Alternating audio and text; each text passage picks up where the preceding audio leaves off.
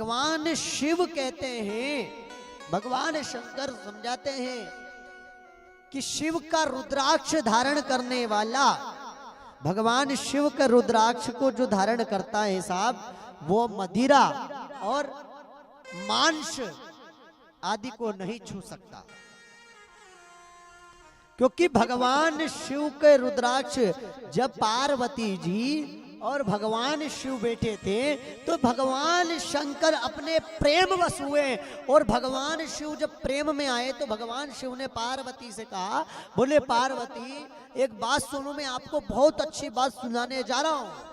तो बोले स्वामी ऐसी क्या बात है? बोले पार्वती एक बार मैं घोर हजारों साल की तपस्या में बैठा हुआ था कैलाश पर्वत पर, और जब मैं हजारों साल की तपस्या कर रहा था तो प्रेमवश, प्रेम अकाल कारण मेरी आंख में से आंसू आ गए, और मेरी आंख से जो जल आया वो जल की बूंद जहां गिरी वहां पर एक रुद्राक्ष पेड़ यानी कि रुद्राक्ष का पेड़ जन्मा। और वो रुद्राक्ष का पेड़ कहां कहां? काठमांडू और अयोध्या आदि अनन्य जगह पर वो रुद्राक्ष का पेड़ उगा साहब। भगवान शंकर के नेत्र के जल से मात्र, उस आंसू की बूंद से, और वो भी प्रेम वश। अब बताइए, हम कहते हैं बोले गुरुदेव किसी को सताया, मैंने कल भी बताया था ना आपको, कि आज भी बताया था शायद अभी सुबह, कि तीर कबाण से बात, जुबान से प्राण, शरीर से आंख से आंसू, अगर निकल गया तो वापस नहीं होता है। तो अब बताइए, जब भगवान शिव के आंसू से रुद्राक्ष का पेड़ उत्पन्न हो सकता है, तो भगवान शिव के भक्त के आंख से निकले हुए आंसू से आपका विनाश भी हो सकता है साहब, विनाश हो सकता है। ये सत्य है, ये शिव महापुराण कहती है। आप किसी भक्त को सताइए, देखो किसने सताया था? भक्त प्रहलाद को किसने सताया था? उनके पिता ने।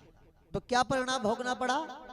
अपने आप को बड़ा माना था, तो अंत में भगवान ने स्वयं, नरसिंह भगवान ने अपने नाखूनों से उसे परम धाम पहुंचाया। देखो मरता कोई नहीं है, सब कहते कि उसको मार दिया नरसिंह भगवान ने, मारा नहीं है। भगवान मारते नहीं है, भगवान तो तारते हैं, बेखुल्ट में ले जाते हैं साहब, भगवान मारते नहीं।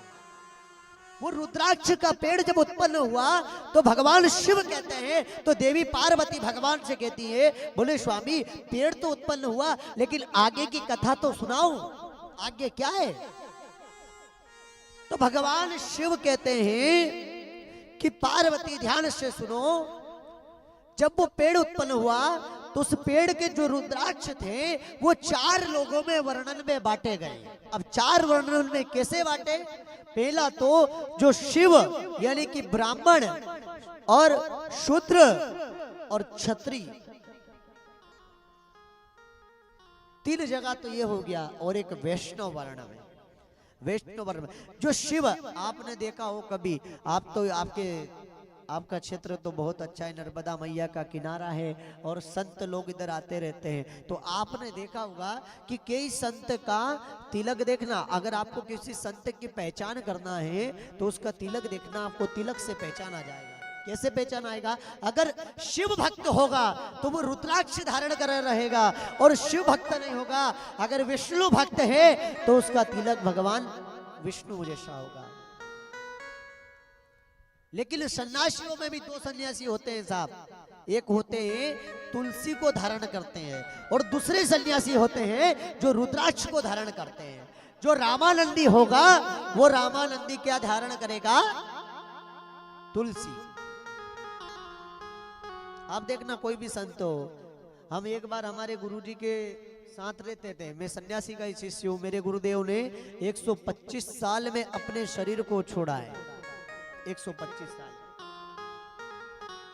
और आज भी यूट्यूब पे उनका डला हुआ टीवी के ऊपर 125 साल में उन्होंने अपना शरीर त्यागा है।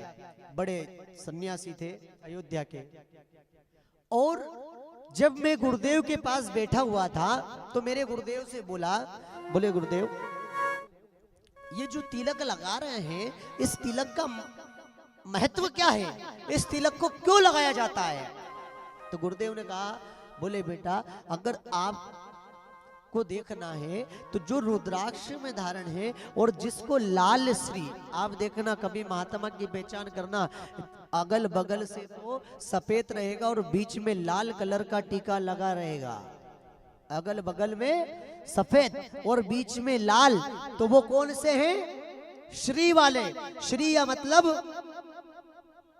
रुद्राक्ष धारण करने वाले संत, यानी कि शिव भक्त के। और जिसने मात्र पूरा सफेद टीका लगाया है, पूरा सफेद रहता, बीच में लाल नहीं रहता, पूरा त्रिकोण जैसा सफेद वाला, तो वो कौन है? रामानंदी, वो राम जी वाले हैं। तो वो सिर्फ मात्र तुलसी को धारण करते हैं, और जो विष्णु आदि के होते हैं वो रुद्राक्ष को धारण करते हैं।